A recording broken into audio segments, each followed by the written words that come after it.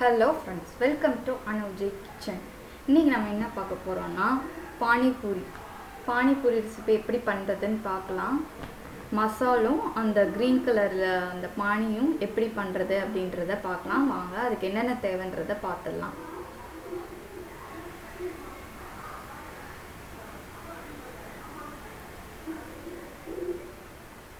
அதுக்கு புதினா ஒரு கப்பு, அப்புறம் மல்லிச்செடி ஒரு கப்பு, 2 சில்லி, அப்புறம் தயிர், அப்புறம் சாட் மசாலா, அப்புறம் பானிபூரி மசாலா.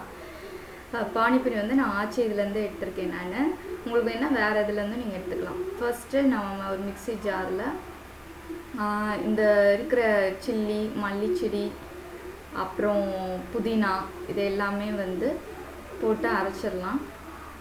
தயிரையும் ஆட் பண்ணிக்கோங்க. அப்புறம் ஒரு ஹாஃப் ஸ்பூன் ஹாஃப் லெமன் இது பண்ணிக்கோங்க.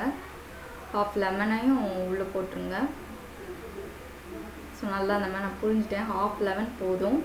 அப்புறம் ஒரே ஒரு துண்டு இதை அரைச்சிட்டு இடையில ஒரே ஒரு துண்டு இஞ்சி மட்டும் நான் சேர்த்துக்கிறேன். நான் அரைச்சதுக்கப்புறம் இப்படி இருக்கும். இதை நம்ம ஒரு பவுலில் நல்லா வடிகட்டி எடுத்துக்கலாம். கொஞ்சம் தண்ணி ஊற்றி நல்லா கொஞ்சம் லிக்யூடாக நல்லா தண்ணி ஊற்றி வடிகட்டி எடுத்துக்கலாம். நல்லா வடிகட்டிடணும். அந்த எதுவுமே இருக்கக்கூடாது, அந்த இலை எதுவுமே இருக்கக்கூடாது, புதினா இலை அந்த மாதிரி எதுவுமே இருக்கக்கூடாது. ஃபுல்லாக அந்த லிக்யூட் ஐட்டம் மாதிரியே தான் இருக்கணும்.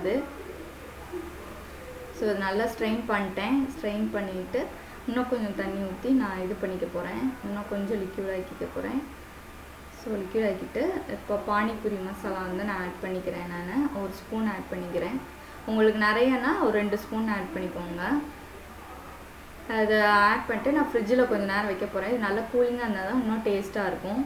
அதுக்கப்புறம் நம்ம மசாலா எப்படி பண்ணுறது அப்படின்றத பார்த்துக்கலாம். அதுக்கு ஒரு கப் வெங்காயம், சாட் மசாலா, மல்லிச்செடி, அப்புறம் ஒரு மிளகாய், அப்புறம் உருளைக்கிழங்கு நல்லா மசிச்சு வச்சுருக்கேன். அவிச்சு நல்லா ஒரு 7 விசில் வச்சு மசிச்சு வச்சுருக்கேன் நான். இப்போ இந்த உருளைக்கிழங்குல நம்ம ஃபஸ்ட்டு வெங்காயம் ஆட் பண்ணிக்க போகிறோம். நான் ஒரு கப் வெங்காயம் சின்னதாக நல்லா நறுக்கின வெங்காயத்தை ஆட் பண்ணிக்கிறேன் நான்.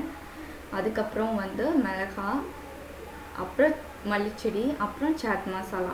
உங்களுக்கு வேணுன்னா பெப்பர் தூள் கூட போட்டுக்கலாம். நீங்கள் பெப்பர் பவுடர் கூட போட்டுக்கலாம். இதை போட்டு நல்லா மிக்ஸ் பண்ணிக்கோங்க. கைட்டே நல்லா மிக்ஸ் பண்ணுங்க. அப்படின்னா தான் அந்த மசாலா எல்லாதும் போகும். நல்லா மிக்ஸ் பண்ணிவிட்டு இது பூரி இது கடையிலே உங்களுக்கு கிடைக்கும். எல்லா சூப்பர் மார்க்கெட்லேயுமே இது கிடைக்கும். இதை நான் எண்ணெயில் பொரித்து எடுத்துக்க போகிறேன்.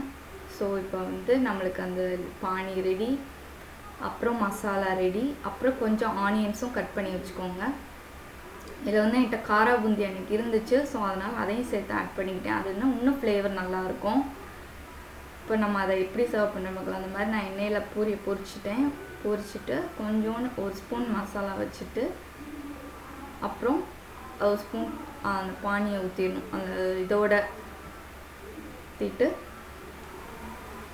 சாப்பிட்டிங்கன்னா சூப்பராக இருக்கும். இந்த டேஸ்ட் ரொம்ப நல்லாயிருக்கும். கடையில் சாப்பிட்ற மாதிரியே இருக்கும். ஆனால் நம்ம வீட்டில் பண்ணோன்னா இன்னும் ஹைஜீனிக்காக இருக்கும். இன்னும் ரொம்ப ரொம்ப டேஸ்ட்டாக இருக்கும். இதை ட்ரை பண்ணி பார்த்துட்டு எப்படி இருந்துச்சுன்னு சொல்லி எனக்கு கமெண்ட் செக்ஷனில் சொல்லுங்கள். பிடிச்சிருந்தா லைக் பண்ணுங்கள், ஷேர் பண்ணுங்கள், மறக்காமல் சப்ஸ்கிரைப் பண்ணுங்கள், பெல் பட்டனை கிளிக் பண்ணுங்கள். தேங்க்யூ ஃபார் வாட்சிங்.